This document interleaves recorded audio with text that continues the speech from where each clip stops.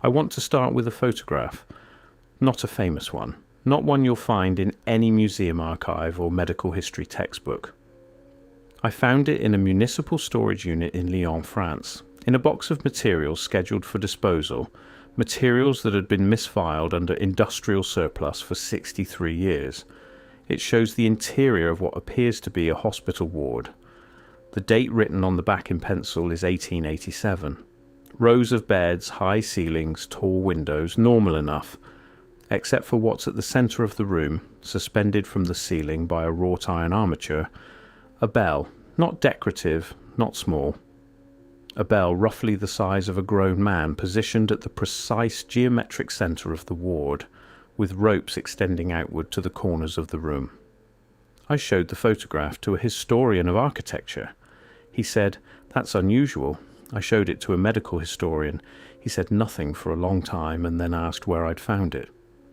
The deeper I went, the more I understood that the silence itself was a kind of answer. Let me tell you what we're told about pre-modern medicine. We're told it was primitive, superstitious, that before germ theory and antibiotics, physicians were essentially guessing, bleeding patients, prescribing laudanum, burning herbs, and hoping. We're told the arc of medical progress is a clean line from ignorance toward knowledge, and that the hospitals of the 19th century were places you went largely to die. That is the story. But here's the strange part. Here's the part that first caught my attention, and that once you see it, you cannot unsee it. The survival and recovery rates recorded in certain pre-1890 hospital documents, not all hospitals, but a specific subset, a very specific architectural type, are, in some documented cases, difficult to explain. Not marginally better, not subject to the usual caveats about record keeping. Markedly, sometimes dramatically better, for specific conditions across specific patient populations in specific types of buildings. What do those buildings have in common? They all had bells at their centre. I need to be precise about what I mean when I say bell systems, because what I've found is not what you might imagine. I'm not talking about church bells. I'm not talking about the small handbells nurses used to summon staff, which is what most histories mention when they mention bells in hospitals at all, and they almost never do. I'm talking about something structurally integrated, something architectural. In 1992, a restoration team working on the Ospedale Maggiore in Milan, one of the oldest purpose-built hospitals in the world, discovered during renovation work that several of the older ward buildings contained a feature that had been plastered over and forgotten. Embedded in the ceiling of each ward was a circular aperture, roughly 2 meters in diameter, connected to a shaft that ran vertically through the building to a bell chamber above. The shafts were lined with a specific arrangement of ceramic tiles and a thin layer of copper sheeting. The lead restorer, Massimo Ferrante, wrote in his unpublished site report, Pike, a document I obtained through a Freedom of Information request to the Lombardy Regional Authority, that the shafts appeared to be designed for acoustic transmission of specific tonal frequencies into the patient wards below, with the ceramic and copper arrangement suggesting deliberate harmonic tuning. He noted that the design was unlike any acoustic architecture he had encountered in other building types. He filed the report. The apertures were plastered over again during restoration. No further study was commissioned. The pattern repeats with unsettling precision. In 1974, during the demolition of a wing of the old St. Bartholomew's Hospital in London, one of the oldest continuously operating hospitals in the Western world, workers reported discovering a chamber beneath the central courtyard containing the remnants of what appeared to be a large suspended bell mechanism, the bell itself long gone, but the iron mounting hardware still intact. A brief notice appeared in a local architectural newsletter. The chamber was filled with concrete. No archaeological survey was conducted. In 1961, during renovations to the historic wing of the Charité Hospital in Berlin, builders uncovered what structural engineers described as a tuning chamber, a room whose dimensions, wall materials, and ceiling height corresponded to no known construction purpose. but which an acoustic engineer who was on site for unrelated reasons described as an extraordinarily effective resonance chamber, comparable in principle to the interior of a violin or cello, scaled to architectural dimensions. The bell mounting above it was absent, but the bolt holes were still there. The rust patterns in the stone showed exactly where something large and heavy had hung for a very long time before being removed. In Manila, in Sao Paulo, in Cairo, in Calcutta. Documentation inconsistent, archives missing, but the structural evidence appearing and then being quietly buried under new concrete and new official explanations. The silence was deafening. Let's talk about what the bells were actually doing, or rather, and I want to be careful here, let's talk about what the historical record appears to suggest they may have been doing, because there are documents. Fragmented, incomplete, scattered across municipal and ecclesiastical archives on multiple continents, but they exist. A physician named Dr. Albrecht Wenner, practicing in Dresden in the 1870s and 1880s, kept extraordinarily detailed ward journals. Not the sanitized summary records that made it into institutional archives, but working journals, the kind a doctor keeps for his own use, recording everything. Fragments of these journals resurfaced in 2003 when a German antiquarian bookshop was settling an estate. Dr. Wenner wrote about the bells with a specificity that is almost startling to read today. He noted that different patients responded differently to different frequencies. He recorded what he called Klingungszeiten, ringing schedules, administered at different intervals depending on the patient's condition. He noted that patients with certain chest conditions showed, in his observation, marked improvement after what he called sustained low-frequency ringing sessions. He noted that patients in acute distress, what we might today recognize as states of elevated physiological stress, appeared to calm and stabilize during the ringing periods. One entry from February 1881 reads, "The new bell, cast to Hoffman's specifications at 94 cycles, has produced results in the respiratory ward that I cannot explain by any mechanism I have been taught to consider. I have stopped trying to explain the mechanism and have begun simply recording the results. The results are undeniable." What were those results? What was he recording? The portions of the journal containing his clinical outcome data are apparently missing. The pages were there, the binding shows where they were removed, the antiquarian noted it. Nothing further was done. And here's the strangest part.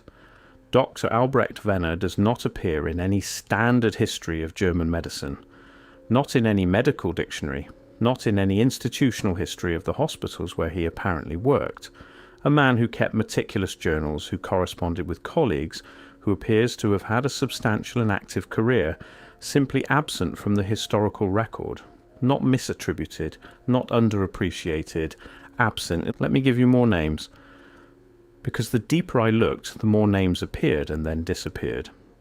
A Dr. Cecilia Alvarado, who practiced in Buenos Aires in the 1890s, is referenced in 3 separate contemporary newspaper articles as a specialist in what was then described as tonal therapeutics. She is described in one article from 1896 as having achieved remarkable recoveries in cases previously considered hopeless through what the journalist calls her methods involving harmonic vibration in specially designed wards. Her hospital, the Sanatorio del Ángel on Avenida Corrientes, was a 2-story structure that contemporary architectural descriptions suggest was built around a central bell tower, not as decoration, but as a structural element from which the bell's vibration was distributed through the building via resonant columns in the exterior walls. Dr. Alvarado published, according to those newspaper references, a monograph in 1898 titled La Medicina del Sonido, The Medicine of Sound. No copy of this monograph has ever been located. The Sanatorio del Ángel was demolished in 1911. Dr. Alvarado does not appear in any history of Argentine medicine. A Dr. Krishnamurti Swami Subramanian in Madras, referenced in British colonial health reports from the 1880s, as achieving recovery rates in fever wards that colonial administrators described as inexplicable and possibly exaggerated. Gone from the record. A Dr. James Farrell Connaught in Dublin, whose correspondence with the Dublin Metropolitan Hospital includes references to the Bell regimen for patients with what he called conditions of nervous collapse. Is gone. A physician in Edo, Japan, in the 1870s referenced only in a single French diplomatic dispatch as having designed an extraordinary healing institution built entirely around the principles of sound. A name I cannot give you, because the French dispatch renders it phonetically, and I cannot confirm the correct romanization. Gone. Gone. Gone. Not suppressed, not argued against, not even wrong in ways that people bothered to refute, simply absent, as if they had never written a word. The official explanation, to the extent that there is one, to the extent that anyone in official medical history has even noticed the gap, is that these practitioners were part of what historians dismissively call the vitalist fringe, believers in life forces and magnetic fluids and other pre-scientific ideas that the germ theory revolution simply rendered obsolete. The official explanation, in other words, is that they were wrong, and so they faded from memory because wrong ideas fade. This is where the official explanation collapses. Because the practitioners I'm describing weren't claiming metaphysical forces, they weren't claiming magnetic fluids. The documents that do survive describe measurement. They describe schedules. They describe systematic observation of outcomes against controls, not in the language of modern randomized trials, but in the systematic empirical language that was, in fact, the highest standard of evidence in their era. Dr. Wenner didn't describe belief in tonal medicine. He described results in tonal medicine, and then expressed bafflement at his own inability to explain the mechanism. This raises a simple but critical question. If these practitioners were simply wrong, if their results were the product of placebo or chance or falsified records, why does the erasure have to be so complete? Wrong ideas that fade naturally leave a trace. They leave the refutations, they leave the arguments against, they leave the institutional records showing why this approach was abandoned in favour of something better. Where are those arguments? Where is the 1905 paper demonstrating that Bell therapy produced no statistically significant outcomes? Where is the committee that reviewed Dr. Alvarado's methods and found them wanting? Where is the institutional record showing that the Bell chambers were removed because they didn't work? I have looked. Others have looked. They are not there. Let me talk about the buildings themselves for a moment, because I think this is the part of the story that gets overlooked in favour of the more sensational elements. The hospitals I'm describing. The ones with the integrated Bell systems, the ones that appear in anomalous recovery records, are architecturally distinct, and the architectural distinction is not subtle. When you look at surviving floor plans and elevation drawings of these structures, and some do survive, scattered in architectural archives and estate collections, you notice something immediately. These buildings are not organised around efficiency of patient access, which is the principle that drives hospital design from the late Victorian period onward. They are not organised around surgical suites or laboratory facilities or administrative convenience. They are organised around the Bell. The ward arrangements are radial or concentric. The corridors are curved. The ceiling heights follow a graduated pattern, higher toward the centre of the building, lower at the peripheries, in a shape that acoustic engineers, the few who have looked at these plans, describe as consistent with the interior of a resonant instrument. One architectural historian who reviewed a set of plans from a demolished hospital in Bruges wrote in a private letter, a letter I found in a Belgian archive, that the building's internal geometry corresponds more closely to the interior of a cathedral organ than to any known tradition of hospital construction. The building was the instrument. The bell was not in the hospital. The hospital was built around the bell. And when you understand that, When you truly absorb that inversion, you begin to see the implications of what happened when the bells were removed. We're getting to the part of this story that I find most difficult to articulate without sounding like I'm reaching. I want to be careful. I want to acknowledge that I could be wrong. What I'm about to describe could be coincidence. It could be the product of motivated pattern recognition. I have asked myself these questions, but I keep coming back to the timeline, and the timeline is where this becomes impossible to ignore. The bells began to disappear in the 1890s, not all at once, gradually at first, and then with increasing speed. And the mechanism of their disappearance is, in many documented cases, exactly what you might expect from a coordinated campaign rather than from organic institutional change. They were melted down. In wartime, and the late 19th and early 20th centuries provided no shortage of wartime, bronze and copper were strategic materials. Bells are essentially reservoirs of high-quality bronze, and in country after country, in continent after continent, the record shows that hospital bells were among the materials requisitioned for military use. During the Franco-Prussian War of 1870-71, French requisition orders that survive in the French National Military Archive, specifically include institutional bronze in categories that hospital administrators at the time interpreted as including their ward bells. A letter from the administrator of a Marseille hospital to the Ministry of the Interior, dated September 1870, protests this interpretation and requests clarification. The response, if there was one, does not appear to survive. During the First World War, the pattern accelerates dramatically. British, French, German, and Austro-Hungarian military procurement records all show large-scale requisition of institutional bronze. The hospitals that had maintained bell systems, and by 1914, it's important to note, many had already removed them as outmoded, surrendered their bells as part of the war effort. An American medical administrator named Walter Forsyth, writing in a medical journal in 1919, noted that several institutions he had visited in France were stripped during the war, and that administrators seemed, in his words, quite strangely resigned to the loss, as though the objects taken had carried significance beyond their material value.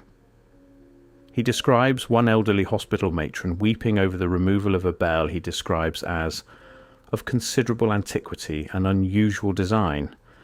He notes this as a curiosity and then moves on to other topics. The evidence suggests that Forsyth didn't understand what he was seeing. And now, the part of the timeline that stops me every time I encounter it. The same period in which the bell systems are disappearing, the 1890s through the 1920s, is the same period in which a cluster of conditions that had been documented as manageable or even, in certain accounts, treatable within the bell-centred hospitals, begin to appear in the medical literature as newly, suddenly, unambiguously incurable. I want to be precise about this because precision matters here. I am not claiming that these conditions were cured by bells. I am not in a position to make that claim, and I want to be careful not to overstate what the evidence shows. What the evidence shows is a correlation, a timing, a before and after. Conditions involving what physicians of the era described as nervous system derangements, what we might recognize today as categories of neurological or psychological disorder, appear in hospital records from the Bell system era, with notes suggesting, in many cases, partial or substantial recovery through extended ward residence. The same category of conditions appears in medical literature from the 1910s and 1920s as progressive, degenerative, and without known treatment. Respiratory conditions, certain cardiac presentations. Conditions described in the older literature under terminology that doesn't map cleanly to modern diagnostic categories, which is itself suspicious because the failure of the new diagnostic categories to absorb the old ones means the transitions cannot be cleanly tracked. Why didn't the new medicine simply inherit and improve upon what the old medicine was doing? That is the standard story of medical progress. You build on what came before. You improve the mechanism, refine the technique, increase the efficacy. There is no record of this building process happening for the practices I'm describing.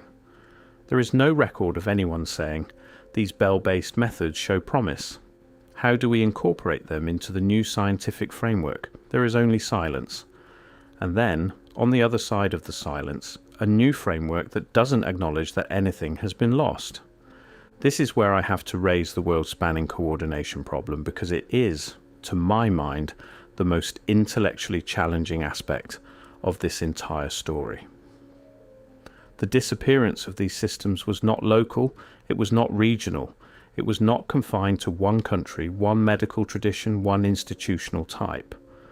The pattern appears in European hospitals, in colonial hospital systems in Africa and Asia, in South American cities, in North American institutions. The pattern repeats with unsettling precision across cultures that had no systematic communication with each other, across languages, across medical traditions that, in every other respect, developed independently. How do you coordinate that? How does the decision to move away from bell-centered therapeutic architecture happen simultaneously, within roughly the same 30-year window, in Buenos Aires and Berlin, in Madras and Manila, in Dublin and Dresden? The official answer would be diffusion of scientific ideas. The germ theory revolution was worldwide, and so was the institutional transformation it inspired. Medicine modernized everywhere because the modern model was simply better, and better ideas travel. But this answer requires us to accept that the modernization was total and uniform, that nowhere, in no institution, in no country, did practitioners retain the older methods alongside the new ones, the way that medical traditions almost always work. Herbalism didn't vanish overnight when pharmaceuticals arrived. Surgery didn't abandon antiseptic technique the moment antibiotics appeared. Medical transitions are layered, contested, and gradual. The transition away from frequency-centered hospital design was, by contrast, remarkably swift and remarkably complete. And that's where this becomes impossible to ignore. Not gradual, not contested, not documented in the literature as a debate anyone bothered to have, but gone. Simply gone, as though it had never been. The evidence suggests something much larger at work than the ordinary mechanisms of institutional change. I want to tell you about a specific convergence that I keep returning to. In 1910, the Flexner Report, officially the Carnegie Foundation's report on medical education in North America, was published. It is, in mainstream medical history, celebrated as the document that modernized and standardized medical training across the United States and Canada. It led directly to the closure of numerous medical schools and the standardization of curriculum around the laboratory sciences. The Flexner Report is not secret. It is celebrated, but look at what is not in it. The report evaluated 155 medical schools. It assessed their laboratory facilities, their clinical training, their faculty qualifications. It is meticulous and comprehensive. It does not mention acoustics. It does not mention frequency. It does not mention tonal therapeutics. Not to dismiss them, not to evaluate them, not to find them inadequate. It simply does not mention them at all, as though the question had already been settled in some forum, in some conversation, that left no written record. This raises a simple but critical question. When was the decision made? Where was it made? Who made it? Because decisions like this don't make themselves. The exclusion of a medical practice from a comprehensive evaluative document is not an accident. Somebody knew what was being excluded. Somebody made a choice about what would and would not be part of the medical future they were building. And whatever that conversation was, it was not conducted in public.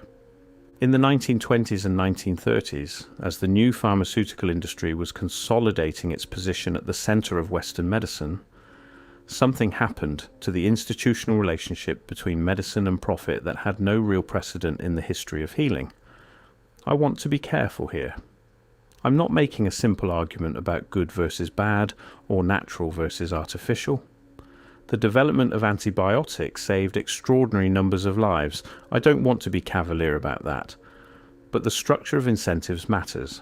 And the structure of incentives that emerged in the decades following the disappearance of the frequency hospitals is structurally incompatible with the kind of medicine those hospitals appear to have practiced. A bell, once cast, does not require ongoing purchase. A frequency, once understood, does not generate quarterly revenue. A building designed as an acoustic instrument treats patients through its very existence, without consumables, without supply chains, without proprietary knowledge that can be licensed and sold. The new medicine was different. It was transactional. Each treatment was a product. Each product had a manufacturer. The relationship between patient and healer was mediated for the first time in the history of medicine by a supply chain. I am not claiming that this transition was conspiratorial in its origins. I am asking whether the transition, once set in motion, had structural incentives to accelerate and to ensure, consciously or not, that what came before it was not remembered clearly enough to offer an alternative model. A physician in the old system was an expert in a practice that couldn't be owned. A physician in the new system was a trained administrator of products that could. Which system has better structural incentives for the people who invest in it? This raises a simple but critical question. Who benefits most from the forgetting? Not the patients. That much seems worth noting. I want to return at the end to the buildings, because some of them are still standing, not functioning as hospitals, repurposed, converted, subdivided, but standing. There is a building in Prague, I won't give the specific address here for reasons I'll explain in a moment, that was used as a hospital until the 1930s. It's a residential building now, apartments, but the original structure is largely intact. And if you know what to look for, you can see it. The curves in the corridors, the graduated ceiling heights, the peculiar placement of alcoves that serve no obvious residential purpose, but that correspond, if you stand in one and speak, to acoustic nodes, places where your voice reflects back to you with unusual clarity and completeness. At the centre of what is now the building's courtyard, there is a large iron ring embedded in the capstone of what appears to have been a structural column. The iron ring is approximately 60 centimetres in diameter. There is no clear functional reason for it to be there in a residential context. There is a very clear functional reason for it to have been there in a hospital context. I stood in that courtyard for a long time, looking up at that ring. I tried to imagine the bell.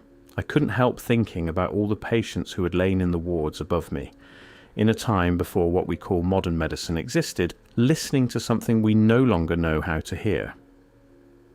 The official explanation collapses, not in a dramatic moment of revelation, but in a slow accumulation of gaps, the missing journals, the sealed chambers, the plaster over the acoustic shafts, the names that don't appear in any dictionary, the debates that no one can point to, the documents that should exist and don't. Once you see it, you can't unsee it. Not a fringe practice that lost a fair argument. Not a tradition that was absorbed into something better and left a legible trail of its absorption. Not even a clearly documented failure which would at least acknowledge that something was there to fail. But an absence. A structured, world-spanning, suspiciously total absence where something that appears to have involved the physical design of hospitals on every inhabited continent, the training of physicians in multiple independent medical traditions, and the administration of frequency-based care to patients whose outcomes appear in some cases to have been genuinely remarkable, should have left far more traces than it did. The pattern repeats with unsettling precision. I want to close with the questions because that's all I have.